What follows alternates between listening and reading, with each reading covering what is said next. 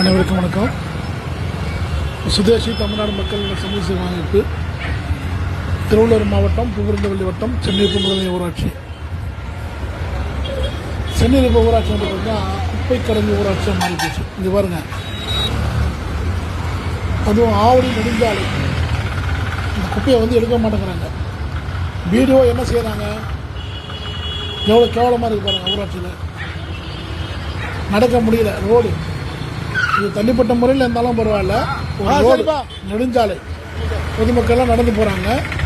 அந்த சாலையில் குப்பைகள் அப்படியே இருக்குது. வாரத்துக்கு ஒரு முறை எடுக்கிறாங்க. இந்த மாடுகள்லாம் வந்து பார்த்தீங்கன்னா குப்பை கடங்களில் தான் படுத்து கிடக்கும். இப்போ வந்து சாலையிலே படுத்து கிடக்கும். இந்த ஒரு பொம்பளை வந்து கொட்டு போகிறா பாருங்க, அவங்கள கொட்டு போகிறாங்க.